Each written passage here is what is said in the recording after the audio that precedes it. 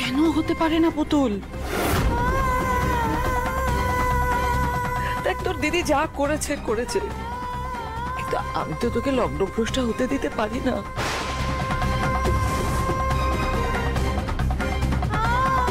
তোর বাবা মার কথা ভাব, তোর পরিবারের মান সম্মানের কথা ভাব। এতদিন তো এই পরিবারের জন্য, তোর দিদির জন্য নিজের জীবনকে উজাড় করে দিয়েছিস, কিন্তু মা কি মূল্য দিল তা তোর দিদি?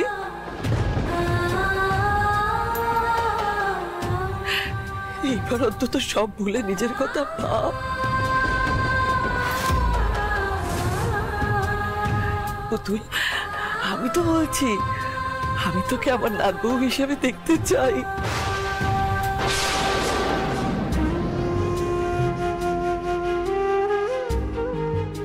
আমি তোকে বরণ করে ঘরে তুলতে চাই পুতুল।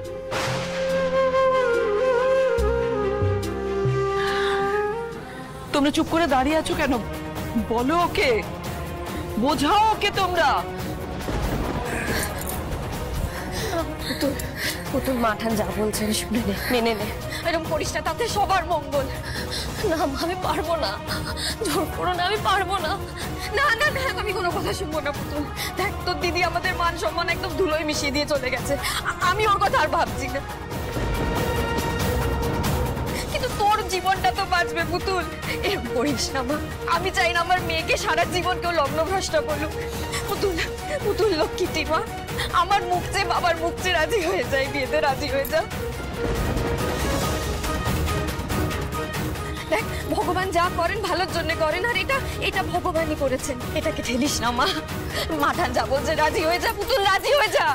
অসম্ভব, আমি কিছুতেই এই বিয়ে হতে দেব না।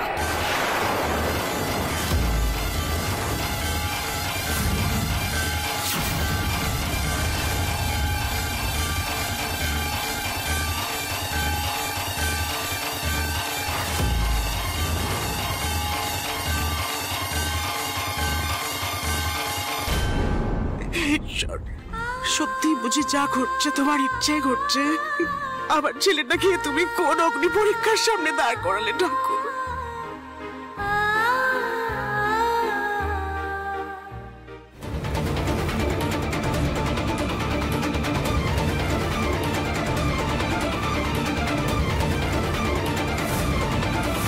কে আপনি?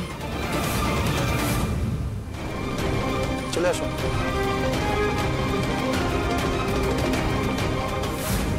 এখন বাড়ি থেকে বর বেরোচ্ছে, বাড়িতে হই হই হচ্ছে, এই সময় তুমি একটা মেসেজ করতে পারতে তো।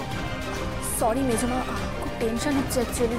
আর শোনো, এই বাড়ি থেকে এখন বরযাত্রী বেরোচ্ছে, তুমি দেরি করো না। ছাদনা তলায় পৌঁছানোর আগেই তোমাকে ওখান থেকে পালাতে হবে, এটা মনে রেখো। শোনো শোনো, একটু নিজেকে রিল্যাক্স করতে শেখো, এতটা চিন্তা করো না, সব প্ল্যান অনুযায়ী চলছে। কি হলো, বসো।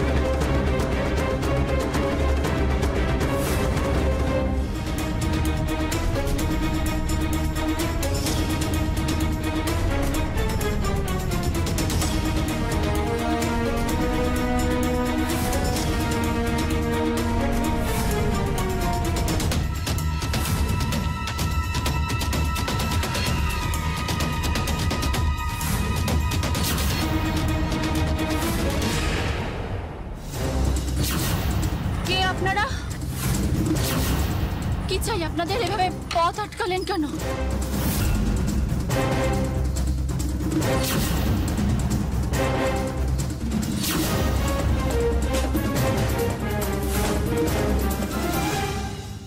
এতক্ষণ ধরে তার মানে এই বুদ্ধি আপনি দিচ্ছিলেন ময়ূককে?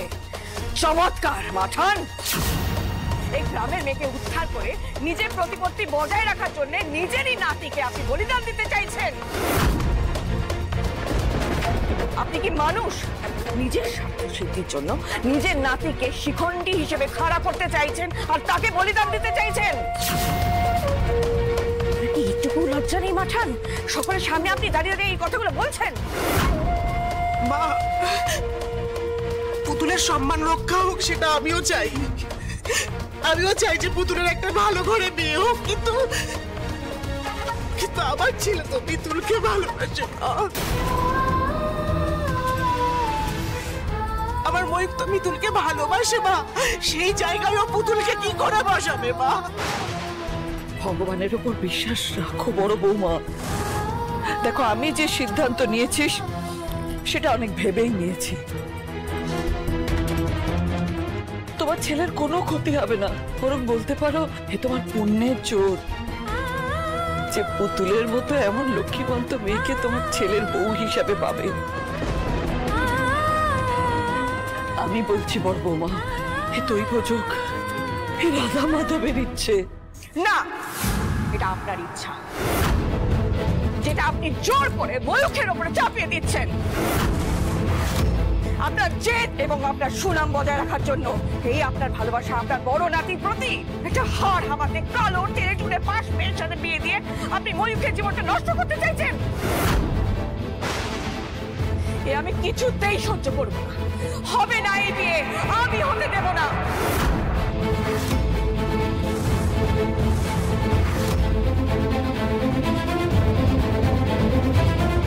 মেজ বৌমা,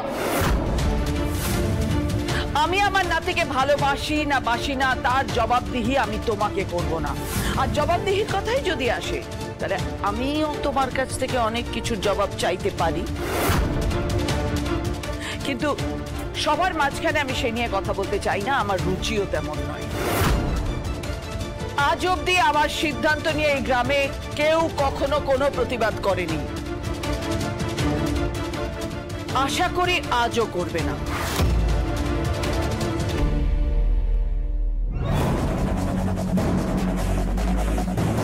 এই দেখো, মামনির বিয়ের বয়স হয়ে গেল, অথচ বুদ্ধি হলো না।